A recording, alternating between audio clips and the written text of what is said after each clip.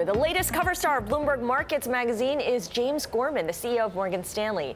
He sat down with Bloomberg's Erik Schatzker to discuss the bank's next chapter, and Erik is here with us now. And of course, part of the bank's next chapter includes what's going on right now macroeconomically. The backdrop is pretty favorable. Of course, this all happened before the latest trade barbs. I think James Gorman would say the backdrop is still pretty favorable, and here's why.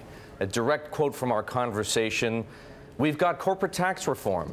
Rates are starting to rise, and the regulatory environment looks like it's changing. If global economic growth keeps going, that combination, that multiplier effect of all those happening, that could be big. That could be big. And what he means is that now might actually be the time for the financial services industry to become really profitable. People think of the banks as being extremely profitable, and to a degree they are, but they are only in quantum, right? The amount of money they make is large, but the profitability and the valuation as compared to what it used to be like pre-crisis is still just a fraction, if you will, of its former self. Think of Morgan Stanley's price-to-book value. Today it's about 1.45.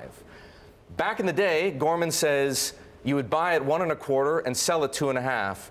Today you buy at 0.7 and maybe you sell at 2. You know, when you got to 2 times book, you've done really well. But Morgan Stanley is still quite a ways away from 2 times book. That's the kind of future he's looking toward. You made the point as well that back in the day we were trading like an internet company, and I hate to break it to you, but we should never trade at those kind of 6 multiples. times book, right? What? And he says if any shareholder expects us to trade at 6 times book value, get over it. You better take your money elsewhere, because it's not going to happen to Morgan Stanley. And he would say, nor for any other proper financial services firm, not a fintech company, but a bank or financial services firm like Morgan Stanley, more diversified. What's he like as a person? Because he's had his detractors and he's had challenges and he's kind of overcome them, it seems. What's he like? Well, he's competitive, let's put it that way.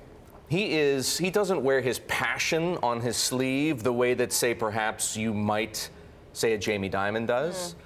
He's a little more reserved, and he's quite happy being that way. But here's another direct quote from our conversation: the more complex and the more volatile, the calmer I become, and the more I enjoy being in that position. I like to be able to make decisions, to make the call.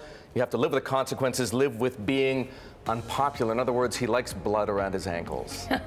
Bloomberg's Erik Schatzker, thank you so much for that. Make sure you read the article. Bloomberg Markets, a great comparison over the restructuring of the fixed income business too.